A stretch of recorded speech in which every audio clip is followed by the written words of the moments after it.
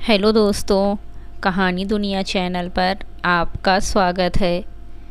आइए सुनते हैं पूनम अहमद जी की लिखी कहानी दिल धड़कने दो। कविता ने घड़ी देखी। सुबह के 7:30 बजे थे। बेडरूम की खिड़की का पर्दा हटाया। सामने वाली बिल्डिंग की पार्किंग वाली खुली जगह पर नज़र डाली। सामने की बेंच खाली थी। उसने बेचैनी से इधर उधर देखा। वो कहीं नहीं दिखा। क्या हुआ? आज वो मॉर्निंग वॉक पर नहीं गया क्या? उसे बहुत बेचैनी हुई। उसका रूटीन तो सेट है। वो इस समय मॉर्निंग वॉक से लौटकर कुछ पल सामने पार्किंग की जगह के एक कोने में स्थित इस बेंच पर बैठता है, फिर चौथे फ्लोर पर स्थित अपने फ्लैट में जाता है। कविता को अपने बेडरूम की खिड़की से उसकी एक बालकनी भी दिखती है। वो बेंच पर नहीं दिखा तो कविता ने उसकी बालकनी में नज़र डाली। वहाँ भी कोई नहीं था। कविता का दिल उदास हो गया। 2 महीने से कविता दिन रात उसी के बारे में सोच रही है। उसने सोचा, हो सकता है उसे कोई काम हो सकता है शाम को वो दिखाई दे जाए। वो बेमन से मेड से काम करवाकर ऑफिस जाने के लिए तैयार होने लगी। फिर वो अपनी कार से ऑफिस के रास्ते पर बढ़ गई। मुलुंड की इस सोसाइटी में वो 4 महीने से अकेली रह रही थी। 2 साल पहले उसने विनोद से प्रेम विवाह किया था। विवाह के 6 महीने में ही उसे महसूस हो गया था कि जीवन साथी चुनने में उससे भूल हो गई है। आशिक मिजाज विनोद के चरित्र की उच्छृंखलता उसे परेशान करने लगी थी। आती जाती लड़कियों को घूरना, उनके फिगर पहनावे पर कमेंट करते चलना, उसकी इन आदतों पर कविता मन ही मन जलकर रह जाती थी। विनोद के ऑफिस में काम करने वाली रीना से विनोद के प्रेमपूर्ण संबंध की खबर कविता को मिली तो पूछने पर उसने बिना घुमाए फिराए स्वीकार करते हुए कहा था, हाँ कविता, मुझे उससे प्यार हो गया है। मैं उसके साथ रहना चाहता हूँ। तुम ही बताओ अब क्या करना चाहिए। विनोद की साफ शब्दों में कही गई 2 टूक बात ने कविता को कड़वे यथार्थ पर लाकर पटक दिया था। उसने भी कहा था, फिर डाइवोर्स ही ठीक रहेगा। नो प्रॉब्लम, जल्दी ही इस बारे में कदम उठाते हैं। कहते हुए विनोद किसी अजनबी की तरह घर से बाहर चला गया था। विवाह बचाने का प्रयत्न दोनों में से किसी ने नहीं किया था। दोनों ने सोचा, हम दोनों एक दूसरे के लिए नहीं बने थे। इस आत्म जागृति के बाद दोनों अपने रिश्ते की लाश को अदालत में जला आए थे। कविता के माता पिता का स्वर्गवास हो चुका था। भाई बहन कोई था नहीं। वो उच्च शिक्षित थी, अच्छे पद पर कार्यरत थी। सुना था विनोद ने रीना से विवाह कर लिया था। इधर कुछ दिनों से वो अपनी मनोदशा से बेचैन थी। ना चाहते हुए भी वो उस अजनबी की ओर आकर्षित हो रही थी। कुछ दिनों से शनिवार व रविवार ऑफिस की छुट्टी होने पर वो सोसाइटी के गार्डन में सैर के लिए जाती थी तो वो उसे वहीं दिखता था। वो अपने बेटे के साथ क्रिकेट खेलता था। बेटा 7-8 साल का होगा। काफ़ी बार आमना सामना होने पर कविता ने मुस्कुराकर उसे हाय हेलो कहना शुरू किया था। अब कविता पूरा हफ्ता शनिवार को उसे देखने की प्रतीक्षा में बिता देती थी। धीरे धीरे कविता को उसका सारा रूटीन समझ आ गया था। वो सुबह की सैर से लौटकर उस बेंच पर कुछ देर तक ज़रूर बैठता था। एक बार अनजाने में ही उसकी नज़र खिड़की पर खड़ी कविता पर पड़ गई थी। कविता ने फ़ौरन हाथ हिला दिया था। फिर तो कविता का ये रोज़ का नियम हो गया था। वो उसे रोज़ हाथ हिलाने के लिए खिड़की के चक्कर काटती रहती थी। कविता की उससे कभी कोई बात नहीं हुई थी, पर आँखों ही आँखों में कविता उसे दोस्ती का खुला आमंत्रण देने लगी थी। कविता ने नोट किया कि अब वो बेंच पर बैठते ही उसकी तरफ देखता और मुस्कुरा देता।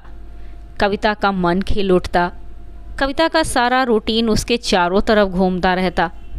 कविता को उसका नाम भी नहीं पता था और ना शायद उसे कविता का। अब दोनों की आँखों में कुछ नए से भाव होते। कई बार गार्डन में उसकी पत्नी भी साथ होती।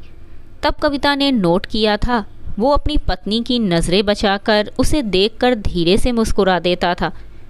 उसकी मृदु कोमल व भावपूर्ण आँखें जब वो अपनत्व से देखता तो आँखों से ही छू लेने का सा एहसास होता कविता को। एक बार बुखार होने पर कविता शनिवार और रविवार गार्डन में नहीं जा पाई, तो अगली बार कविता को देखते ही जब उसने कहा, कहाँ थी, बहुत दिन बाद आई, कविता बस मुस्कुराते हुए ये कहकर तबीयत खराब थी आगे बढ़ गई। उसे इस बात ने उत्साह से भर दिया कि वो भी उसका इंतज़ार करने लगा है। दोनों जब तक गार्डन में रहते नज़रें मिलते ही मुस्कुरा देते। बस यही चल रहा था कई दिनों से। कविता को लगता जैसे वो एक अल्हड़ किशोरी है जिसे नया नया प्यार हुआ है। कई बार सोचती नाम तो पूछे, लेकिन आमना सामना होने पर मुस्कुरा कर आगे बढ़ जाती। इस आँख मिचौली से उसे अपने अंदर एक उत्साह सा महसूस होता रहता। उसे ही सोचती हुई वो ऑफिस पहुंच गई। उसने दिन भर बेमन से अपने काम निपटाए। शाम को आते ही उसकी बालकनी में देखा, कुछ नहीं था। मायूस सी चाय का कप लेकर अपने कमरे की उसी चेयर पर बैठ गई जहाँ से उसकी बालकनी दिखती थी। नज़र वहाँ से हट ही नहीं रही थी। आजकल उसे अपने जीवन का ये अकेलापन बहुत अच्छा लगने लगा था, जहाँ बस वो खुद थी और दिन रात उसी के बारे में सोचते रहना ही उसकी व्यस्तता थी। सुबह मेड कुछ खाना बनाकर रख जाती थी, वही थोड़ा बहुत खाकर नीचे टहलने उतर गई। जहाँ टहल रही थी वहाँ से भी उसकी बालकनी दिखती थी। अचानक उसने देखा वो बालकनी में खड़ा था। मन हुआ हाथ हिला दे। सारे दिन की उदासी पल भर में जैसे छूमंतर हो गई। हाथ हिलाने की हिम्मत ही नहीं हुई। आसपास ही अन्य महिलाएं भी इधर उधर ही टहल रही थीं। उसे देखते ही कविता का दिल जोर जोर से धड़कता रहा। कुछ ही पलों में वही नीचे आ गया और उसे हेलो कहता हुआ पास से निकल गया। कविता के दिल की धड़कन बेकाबू होने लगी। इसका मतलब वो भी उसमें उतनी ही रुचि लेने लगा था। कविता के दिल को सुकून सा मिला, मन शांत हो गया। थोड़ी देर इधर उधर टहलकर वो वापस अपने फ्लैट में आ गई। आराम से टीवी देखा, फिर कुछ सहेलियों से फ़ोन पर बात कर सोने चली गई। इसी रूटीन के चलते 1 महीना और बीत गया। अब सुबह शाम जब भी घर पर होती नज़रें उसी को ढूंढती। वो भी अपने ऑफिस से शायद 7 बजे तक आ जाता था। कविता भी उसी के आसपास आती थी।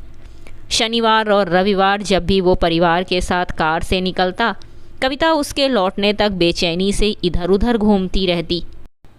उसकी कार तो कविता अब दूर से पहचानने लगी थी। एक दिन कविता की तबीयत कुछ ढीली थी। उसने ऑफिस से छुट्टी ले ली थी। उसकी मॉर्निंग वॉक के समय हाथ हिलाकर हेलो कहकर कविता आराम करने लगी। फिर उसने देखा वो अपने बेटे को स्कूल की बस में बिठाने उतरा। बेटे को देखकर दूर तक हाथ हिलाता रहा। फिर वो 9 बजे के आसपास अपनी कार से ऑफिस के लिए निकला। उसकी सुंदर पत्नी बालकनी में आ खड़ी हुई थी। वो उसे देखकर तब तक हाथ हिलाती रही जब तक वो गाड़ी बढ़ाता हुआ जवाब में हाथ हिलाता रहा। रोज़ कविता 8:30 बजे निकल जाती थी। आज कविता ने उसे ऑफिस जाते हुए पहली बार देखा था। आज भी उसे देखकर कविता का दिल जोर से धड़का था, पर बालकनी में खड़ी उसकी पत्नी का खुश और खिला चेहरा उसे यथार्थ की दुनिया में ला बहुत कुछ सोचने को मजबूर कर गया। वो निढाल सी बिस्तर पर लेट गई। वो महसूस कर रही थी कि उसके प्रति आकर्षण एक दुस्साहस है, संस्कारों और रस्मों के सामने आलोचना का विषय है। आकर्षण, वो भी किसी के प्रति, किसी अबोध व भोले से बेटे के पिता के प्रति। क्या कर रही है वो? क्यों किसी पराये पुरुष के प्रति इतनी आकर्षित हो रही है? क्या होगा इस आकर्षण का भविष्य? या तो किसी दिन दोनों की आंख मिचौली कोई देख लेगा, बदनामी होगी, उसके कारण किसी पत्नी का दिल दुखेगा। रीना का अपने पति विनोद से संबंध होने पर उसने रीना जैसी औरतों को कितना कोसा था, कितनी बद्दुआएं दी थीं। वो खुद क्या कर रही है? क्या फ़र्क है रीना में और उसमें? ये क्या गलती कर रही है वो? किसी के सुखी परिवार में वो क्यों कांटा बनने की कोशिश कर रही है? उसका क्या है? दिल तो उसकी पत्नी का टूटेगा ना। वो तो पुरुष है, उसे तो इसमें मज़ा आ रहा होगा कि कोई औरत दिन रात उसकी तरफ पहल कर रही है। वो क्यों पतन की तरफ कदम बढ़ा रही है? नहीं नहीं, उसे खुद को संभालना होगा, स्वयं को भटकने से बचाना होगा। उसके भाग्य में कोई उचित जीवन साथी होगा तो उसे मिल ही जाएगा।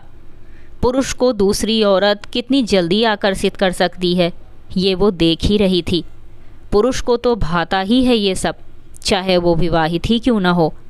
वो अपनी भूल को सुधार लेगी, खासकर जब इस भूल के कारण किसी और स्त्री के जीवन पर असर पड़ सकता हो। सारा दिन उसने अजीब सी मनोदशा में निकाला। शाम को खिड़की पर खड़ी हुई तो देखा वो कार से उतर रहा था। दिल फिर जोर से धड़का था, पर उसने खिड़की बंद कर पूरा पर्दा खींच दिया।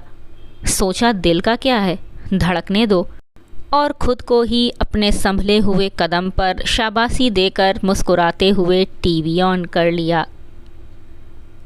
ये थी पूनम अहमद जी की लिखी कहानी दिल धड़कने दो। अगर आपको हमारी ये कहानी अच्छी लगी हो तो वीडियो को लाइक करिएगा और चैनल पर नए हैं तो सब्सक्राइब करिएगा। साथ ही बेल आइकन को प्रेस कर दीजिएगा ताकि आने वाली वीडियो की नोटिफिकेशंस आपको मिलती रहें। कहानी सुनने के लिए धन्यवाद। कल मिलेंगे फिर एक नई कहानी के साथ।